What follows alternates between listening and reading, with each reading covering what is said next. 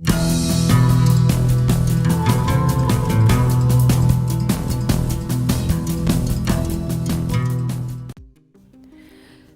Friends, जय श्री कृष्णा, राधे राधे।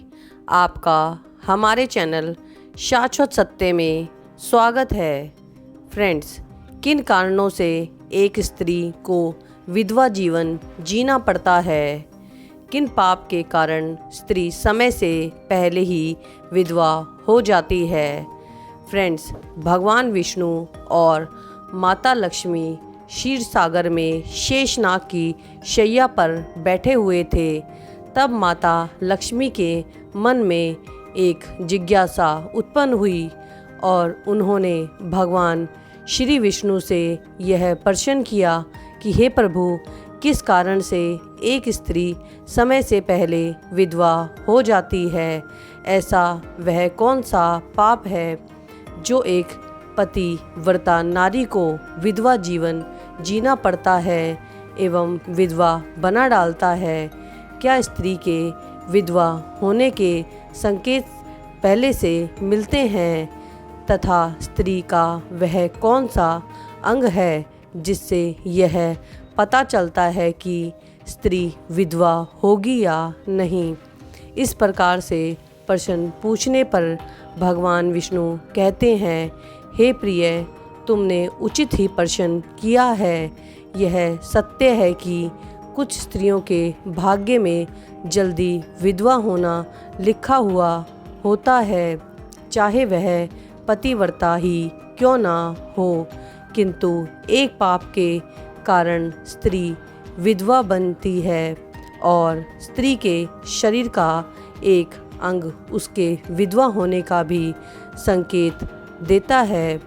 भगवान विष्णु कहते हैं, हे देवी, तुम्हें इस परम गोपनीय सत्य को बताने से पहले मैं तुम्हें एक कथा सुनाता हूँ।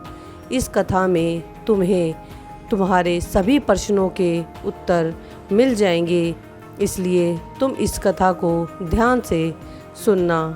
भगवान विष्णु ने माता लक्ष्मी को एक अत्यंत सुंदर कथा सुनाई।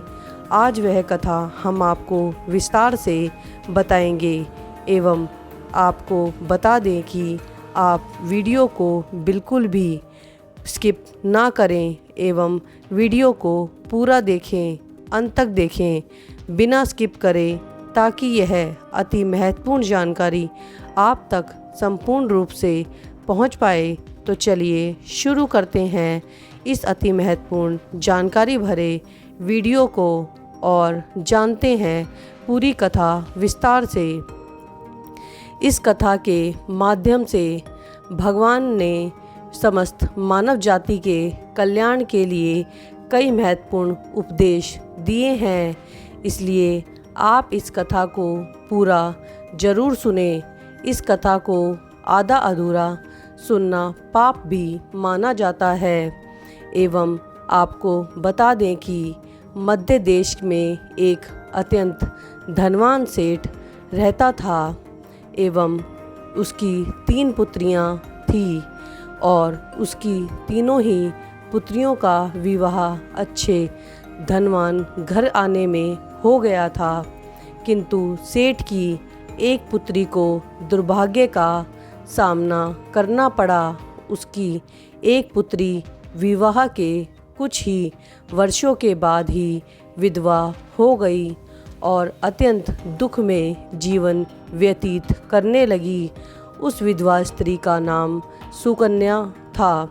अत्यंत सुंदर, गुणवान और पतिव्रता नारी थी, किंतु उसके भाग्य में जो अशुभ लिखा था वही उसके साथ घटित हो गया। सुकन्या के पति ने विवाह के समय केवल सुकन्या का सुंदर रूप और उसके पिता की धन संपत्ति ही देखी थी, जिस कारण से उसे भी जल्दी ही शरीर का त्याग करना पड़ा। बचपन से ही सुकन्या के शरीर के अंगों पर उसके विधवा होने के लक्षण दिखाई दे रहे थे, लेकिन किसी ने उस पर ज़्यादा ध्यान नहीं दिया था। सुकन्या के पिछले जन्म के कर्मों के कारण उसे इस जन्म में विधवा होना पड़ा। भगवान विष्णु कहते हैं, हे देवी, अब मैं तुम्हें सुकन्या के पूर्व जन्म की कथा सुनाता हूँ, उसे तुम ध्यान से सुनना। सुकन्या का जन्म पिछले जन्म में एक ब्राह्मण के घर पर जन्म हुआ था। उसका नाम था कलावती। वह ब्राह्मण राजा को अत्यंत प्रिय था, जिस कारण से ब्राह्मण का घर धन धान्य से भरा हुआ था। उसके पास बहुत सारी धन संपत्ति थी, जिससे ब्राह्मण बहुत ही उन्मत्त और गर्विष्ठ बन गया था। वह ब्राह्मण अपनी पुत्री कलावती से बहुत प्रेम करता था, क्योंकि वह उसकी एक इकलौती ही पुत्री थी। कलावती बहुत ही सुंदर थी और पिता के लाड प्यार से वह भी बिगड़ चुकी थी। उसके पिता उसकी हर इच्छा को पूर्ण करते थे। उसे कभी किसी भी चीज़ की कमी नहीं होने देते थे। कलावती ने अपने जीवन में कभी दुख नहीं देखा था और उसे अपनी सुंदरता पर भी अत्यधिक घमंड था।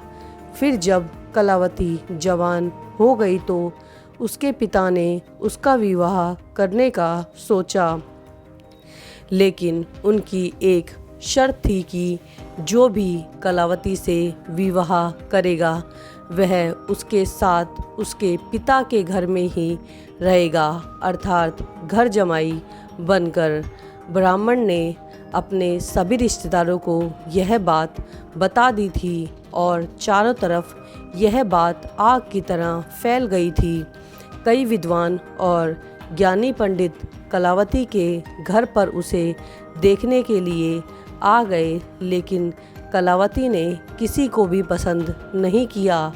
कलावती ने कई विद्वान ब्राह्मणों को अपमानित करके घर से बाहर भी निकाल दिया था।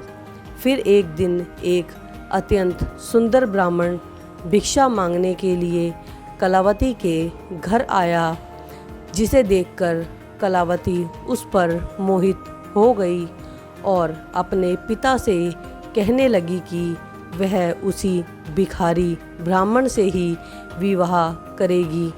यह सुनकर कलावती के पिता ने भी स्वीकृति दे दी और उस भिक्षुक ब्राह्मण को कलावती से विवाह करने के लिए पूछा तो उस भिक्षुक ब्राह्मण ने भी हाँ कर दिया और फिर कलावती और उस ब्राह्मण का विवाह संपन्न हुआ।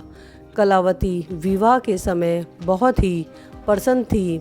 उसे उसके मनपसंद जोड़ीदार मिल चुका था, परंतु विवाह के कुछ दिनों तक कलावती अपने पति के साथ बड़े ही प्रेम से रहने लगी और उसकी सेवा भी करने लगी। लेकिन कुछ ही दिन बीतने के बाद कलावती ने अपना असली रंग दिखाना शुरू कर दिया। कलावती अपने पति को नौकर की तरह समझने लगी। उसकी आज्ञा का पालन करने की जगह पर उसे ही आज्ञा देने लगी। कलावती अपने पति को भी उसके नाम से बुलाने लगी। खुद अपने पति के पैर दबाना छोड़कर अपने पति से ही खुद के पैर दबवाने लगी। कलावती स्वेच्छाचारिणी थी। वह पति को बिना बताए ही घर से बाहर चली जाती थी। कभी पति की कोई बात भी नहीं मानती थी। पति से पहले ही भोजन कर लिया करती थी। किसी भी धार्मिक कार्य में पति के साथ नहीं बैठती थी और अकेले में ही मौज मस्ती करती थी। अपनी पत्नी के ऐसे व्यवहार को देखकर कलावती का पति बहुत ही दुखी रहने लगा। उसने कलावती को बहुत समझाने की भी कोशिश की, लेकिन वह कभी नहीं मानी। कलावती अपनी ही मनमानी करती रहती थी। कलावती की माता ने भी उसे समझाने का बहुत प्रयास किया, कि स्त्री को अपने पति के साथ कभी भी ऐसा व्यवहार नहीं करना चाहिए, लेकिन कलावती अपनी माँ की बात भी कभी नहीं मानती थी और जानबूझकर अपने पति को अपमानित करती रहती थी। दिन रात पति की बुराई करना और उसे अपशब्द कहना, इसे नाम लेकर बुलाना आदि प्रकार के निंदित कार्य वह रोज करती थी। उसका पति भी उससे बहुत परेशान हो गया था। फिर एक दिन उसने बहुत विचार किया और कलावती को छोड़कर जाने का निश्चय कर लिया। पति बिना बताए ही अपने घर को छोड़कर चला गया। कलावती का त्याग करके वन में जाकर तपस्या करने लगा, क्योंकि शास्त्र कहते हैं कि बुद्धिमान मनुष्य को दुष्ट और स्वेच्छाचारिणी पत्नी का त्याग कर देना चाहिए, अन्यथा वह भी उसके पाप का भागीदार बनता है। कलावती ने भी अपने पति को खोजने की कोशिश भी नहीं की और बड़े मौज मस्ती से अपने घर में रहने लगी। उसकी माता ने उसे बहुत समझाया कि वह अपने पति से विनती करके उसे घर वापस बुला ले, लेकिन वह कहती रही कि जाने दो माँ, वैसे भी मेरा पति भीख मंगा है और कुछ काम भी नहीं करता। उससे विवाह करके मैंने सिर्फ उस पर उपकार ही किया था, लेकिन वह मूर्ख मुझे भी छोड़कर चला गया। मैं इतनी सुंदर हूँ कि मुझे कोई भी पुरुष विवाह कर लेगा। ये बातें सुनकर उसकी माता भी दुखी रहने लगी। वहाँ उसका पति तपश्चर्या करने लगा और सांसारिक बंधनों से मुक्त होकर ईश्वर भक्ति में लगा रहा। फिर कुछ दिनों के बाद कलावती के पिता को चोरी करते वक्त राजा के सौफी ने पकड़ लिया और राजा को उसकी खबर दी। राजा उस पर बहुत क्रोधित हुए और उसका सारा धन जब्त करके उसे कारावास में डाल दिया गया। अब पिता कारावास में थे, उसकी वजह से कलावती और उसकी माता को दूसरों के घरों में काम करना पड़ने लगा। फिर उसको अपने पति की याद आने लगी, पर कलावती ने के पति तो वन में सन्यासी बनकर तपश्चर्या कर रहे थे। उनको वन में ढूंढती हुई कलावती एक पेड़ के नीचे बैठी थी। तब एक शेर ने आकर उस पर हमला कर दिया और वह मृत्यु को प्राप्त हो गई। जब उसे लेने यमदूत घसीटते हुए ले जा रहे थे, तब वे बोले कि ये स्त्री तो पापी है, इसे नरक भुगतना चाहिए। और फिर उसे नरक में डाल दिया गया और फिर पूर्व जन्म के पाप भुगतने हेतु उसे फिर मनुष्य का जन्म दिया गया। भगवान विष्णु कहते हैं कि हे देवी, स्त्रियों के अंगों के लक्षण, यदि कोई स्त्री के पैर पसीने से रहित हों, उस पर की नसें ना दिखाई देती हों, उसके पैर चिकने तथा कोमल हों, वह स्त्री सुख भोगने वाली तथा ऐश्वर्यशालिनी होती है। यदि स्त्री के पैर का अंगूठा गोल व मंडल हो, तो वह स्त्री पतिव्रता एवं ऐश्वर्यशालिनी होती है। यदि स्त्री के पैर के अंगूठे की नसें दिखाई देती हैं, तो वह दुर्भाग्य से युक्त व्यभिचारिणी होती है। छोटे अंगूठे वाली स्त्री कलेश करवाने वाली और दुख भोगने वाली होती है। अंगूठा चपटा हो तो वह स्त्री गर्भधारण क्षमता में दुर्बल होती है। यदि किसी स्त्री के पैर की अंगूठे की से बड़ी हो, तो वह स्वच्छंद कामचारिणी तथा अनेक पुरुषों से संबंध बनाने वाली होती है।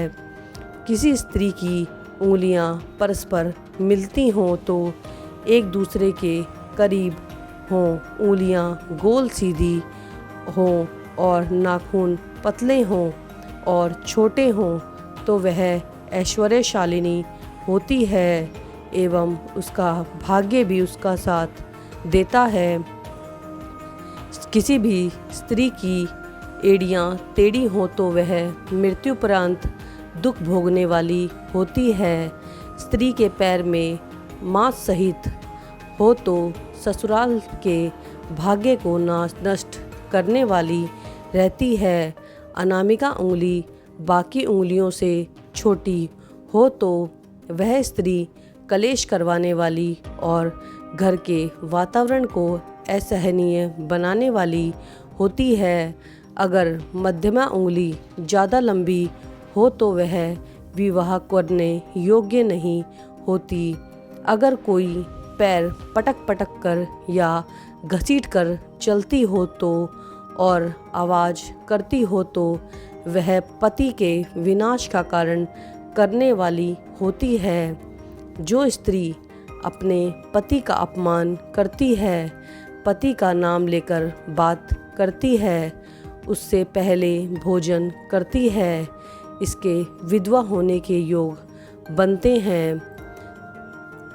पतिव्रता स्त्री जो कभी भी अपने पति का अपमान नहीं करती, उसे नाम से नहीं बुलाती, सदैव पति से एकनिष्ठ रहती है, वह मृत्यु के बाद मेरे लोक को प्राप्त होती है।